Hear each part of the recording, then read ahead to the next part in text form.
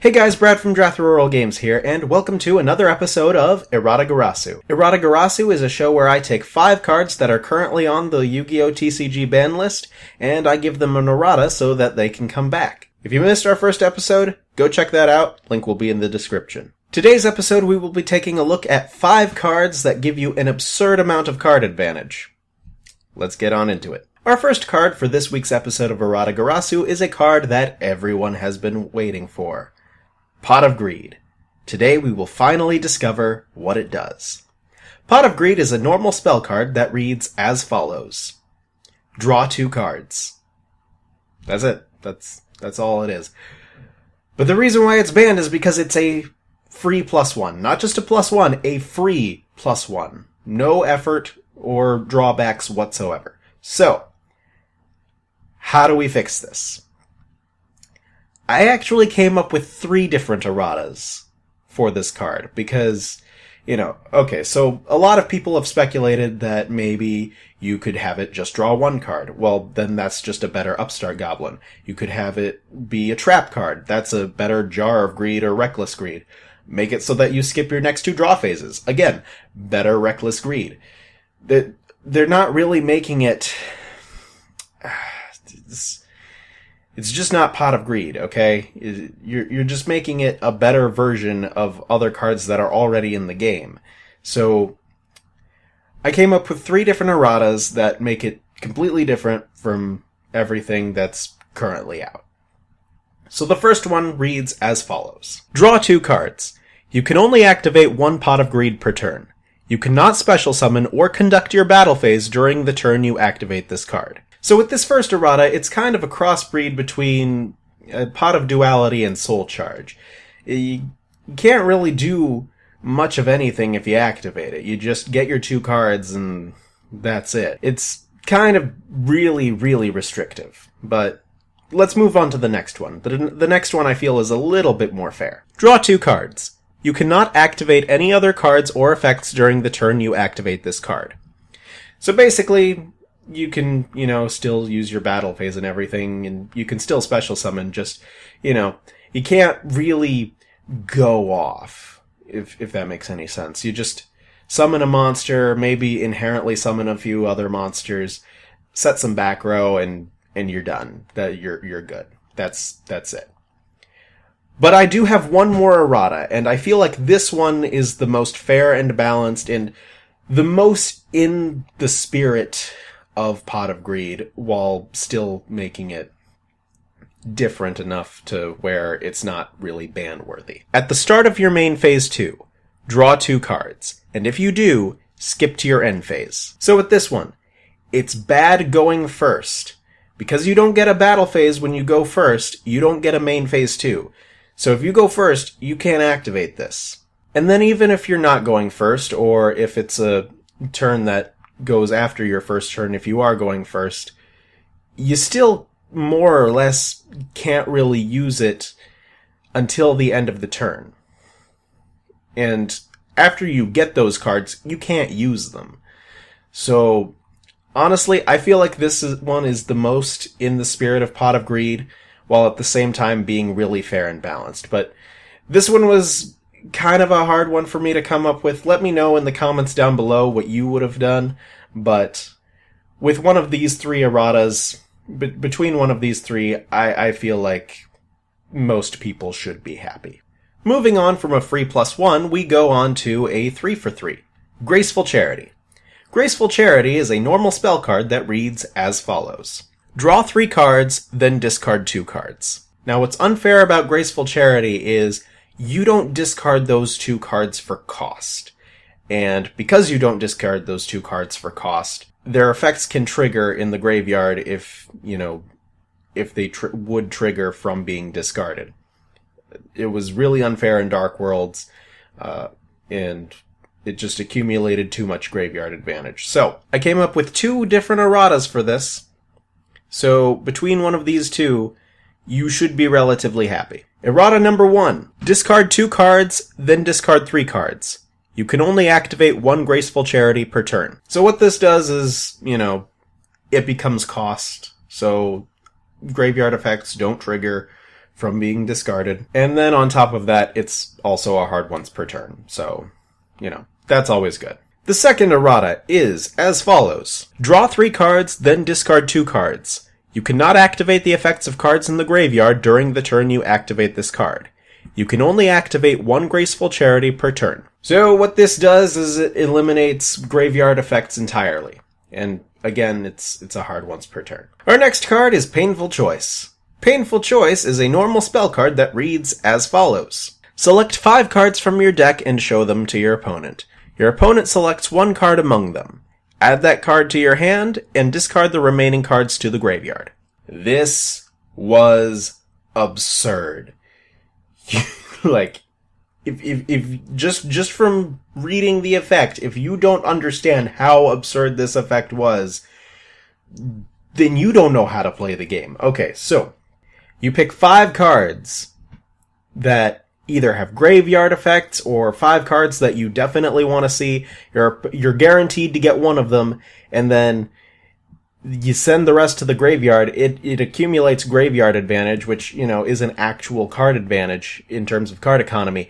But if they all have graveyard effects, or they contribute to effects that, affect cards in the graveyard, that just the amount of advantage you can get off of this one card is just crazy. Just absolutely crazy. So, how are we gonna fix this? It's simple. We make Painful Choice a Painful Choice again. Select 5 cards from your deck and show them to your opponent. Your opponent selects 1 card among them. Add that card to your hand and banish the remaining cards face down. Can't accumulate graveyard advantage with it. You're still guaranteed a card. It's still a 1-for-1, but it's not nearly as crazy, and decks may not necessarily want to run this, and it's still more or less in the spirit of the card because it's actually a painful choice. So I'm pretty happy with this errata, but let me know what you would do with it in the comments below. You probably will anyway, but anyway, let's move on to the next one. Alright, so our next card is Sixth Sense. Sixth Sense is a normal trap card that reads as follows. Declare 2 numbers from 1 to 6. Then your opponent rolls a 6-sided die, and if the result is one of the numbers you declared, you draw that many cards. Otherwise, send a number of cards from the top of your deck to the graveyard equal to the result. Why was this card even printed? Like, people are baffled as to why this card was even printed. This card just screams unfair advantage, because you just say 5 or 6, and then you mill or draw either 5 or 6 cards. It's crazy. Again, why was this even printed? Painful Choice, they have an excuse for Painful Choice because, it was at the beginning of the game. They had no idea how balance worked. Sixth Sense, this was released, I believe, during the Zexal era, so why was this made? Just why? So, alright, so, this one was a really difficult one for me to figure out, but I believe I figured it out. So, what you do is you cut everything in half. Declare a number from 1 to 6. Then your opponent rolls a 6-sided die, and if the result is the number you declared, you draw half that many cards rounded down. Otherwise, send a number of cards from the top of your deck to the graveyard equal to half the result rounded down. So what this does is it makes it so that you're not guaranteed an absurd amount of advantage. In fact, you could get no cards in the graveyard, or you could get no cards drawn. If you roll a 1, nothing happens. And then if you get a 6, that you just get 3 cards. But, it's still an absurd amount of advantage, but not nearly as absurd. And you only get 1 thing. So you're gonna call 6 basically every single time, but, the fact that a majority of the time you're just going to mill, basically it just makes it, a chance card, and which is, what it was supposed to be.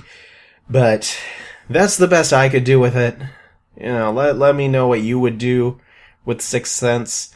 I'm pretty happy with, just cutting everything in half, but let me know what you would do.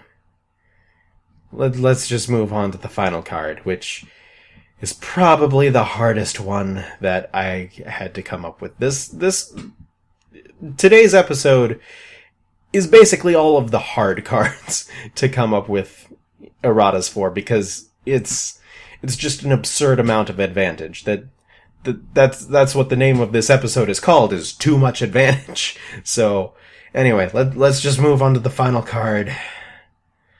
Let's go. Our final card is Spellbook of Judgment. Spellbook of Judgment is a quick play spell that reads as follows. During the end phase of the turn this card was activated.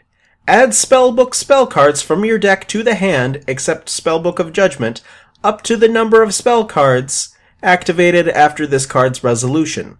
Then, you can special summon from your deck one spellcaster type monster whose level is less than or equal to the number of cards added to your hand by this effect. You can only activate one Spellbook of Judgment per turn. So, basically, you activate this at the beginning of your turn. You activate a bunch of Spellbook spell cards. And in spellbooks, that is incredibly easy to do. You activate an absurd number of spell cards. And then at the end of your turn, you draw that many cards. This is like, you could get like +5, +6, +8. You get an absurd number of cards. And then you summon a high level monster straight from your deck. That is just too much. Too much. And it's not like sure, this isn't a generic card. This goes in spellbooks. But spellbooks have the means to do this consistently. And it was just so, oh my gosh. And, just why? Just all of the why. So, how did I errata this? Is the question. So, here's what I did. Activate this card during your main phase 2 or your opponent's main phase 1. During the end phase of the turn this card was activated, add spellbook cards from your deck to your hand, except Spellbook of Judgment, up to the number of spell cards activated after this card's resolution. Then, you can special summon from your deck one spellcaster type monster whose level is less than or equal to the number of cards added to your hand by this effect. You can only activate one Spellbook of Judgment per turn. So basically, you can only activate this during your main phase 2 or your opponent's main phase 1. Which means you can't, it's not nearly as much advantage. It's, because, during your opponent's turn, you're not activating nearly as many spellbook cards, or cards in general. Sure, there are quick plays, but, you still, the max you could possibly activate is 4. Additionally, if you do it during your main phase 2, it's not as broken, but anyway, this is honestly the best I could come up with for Spellbook of Judgment. Spellbook of Judgment is just so crazy. Just so crazy. But anyway, so that's more or less the best I've got. That's more or less the best I've got for all of these. These 5 were essentially the hardest cards for me to do. But anyway, so that's it for this week's episode of Errata-Garasu. Join us next week when we talk about the infamous jars. Also, let me know how you would errata these cards in the comment section down below. And while you're there, let me know what cards you want me to cover on this show. Like if you enjoyed, subscribe if you're new, and with that, I'm Brad from Drathrorol Games, and I will see you all next time. Bye!